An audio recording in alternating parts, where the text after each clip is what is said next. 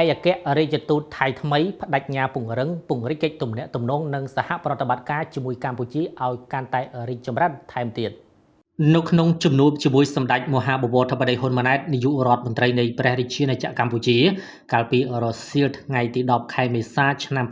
2025នៅវិមានសន្តិភាពឯកឧត្តមថុលត្រៃសុរ៉ាតឯក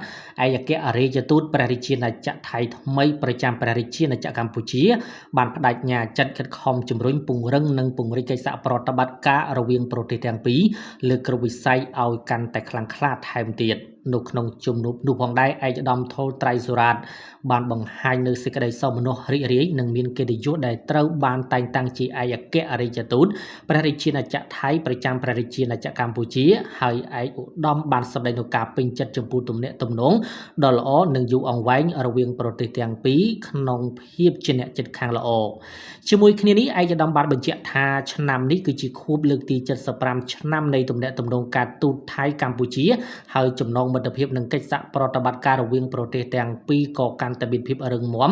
និងរីកចម្រើនជាបន្តបន្ទាប់បន្ថែមពីលើនេះឯកឧត្តមឯកអគ្គរដ្ឋទូតក៏បានអបអរសាទរដល់កម្ពុជាដែលបានដាក់ឲ្យអនុវត្តជាផ្លូវការនៅកម្មវិធីពិសេសជំរុញការវិនិយោគក្នុងខេត្តទាំង4នៅភូមិភាគឦសានដោយឯកឧត្តមបានសង្កត់ធ្ងន់ថាឯកឧត្តមនឹងខិតខំតាក់ទាញនិងលើកទឹកចិត្តឲ្យវិនិយោគិនថៃឲ្យស្វែងរកឱកាសវិនិយោគនៅក្នុងខេត្តទាំង4នេះ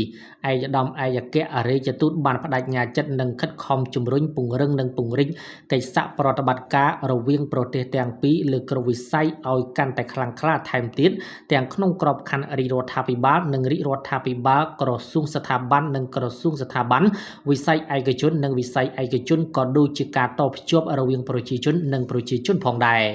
ជាការឆ្លើយតបសម្ដេចបវរធិបតីបានស្វាគមន៍និងអបអរសាទរចំពោះឯកឧត្តមថុលត្រៃសុរ៉ាតដែលត្រូវបានតែងតាំងជាឯកអគ្គរដ្ឋទូតប្រចាំកម្ពុជាសម្ដេចបវរធិបតីបានបង្ហាញជំនឿយ៉ាងមុតមាំថាក្នុងទូនាទីជាឯកអគ្គរដ្ឋទូតប្រចាំកម្ពុជាឯកឧត្តមនឹងចូលរួមចំណែកដល់ការពង្រឹងនិងពង្រីកទំនាក់ទំនងនិងកិច្ចសហប្រតិបត្តិការរវាងប្រទេសទាំងពីរឲ្យកាន់តែរីកចម្រើនថែមទៀតសម្ដេចបវរធិបតីបានលើកទឹកចិត្តដល់ឯកឧត្តមឯកអគ្គរដ្ឋទូតឲ្យធ្វើការយ៉ាងជិតស្និទ្ធជាមួយក្រសួងស្ថាប័នពាក់ព័ន្ធរបស់កម្ពុជាដើម្បីពង្រឹងនិងពង្រីកកិច្ចសហប្រតិបត្តិការលើគ្រប់វិស័យឲ្យកាន់តែប្រសើរឡើងទៀតសម្ដេចបវរធិបតីនិងឯកឧត្តមឯកអគ្គរដ្ឋទូតក៏បានពិភាក្សាគ្នាអំពីការជំរុញកិច្ចសហប្រតិបត្តិការលើវិស័យសំខាន់ជាអាចវិស័យសេដ្ឋកិច្ចពាណិជ្ជកម្មការវិនិយោគការពិជាតិនិងសន្តិសុខទេសចរនិងការតភ្ជាប់រវាងវិស័យឯកជននិងឯកជនជាដើមកុំនៅស្ទាក់ស្ទើរអីទៀតតម្លៃកាន់តែពិសេសសម្រាប់ប្រអប់ Sky One TV តម្លៃត្រឹមតែ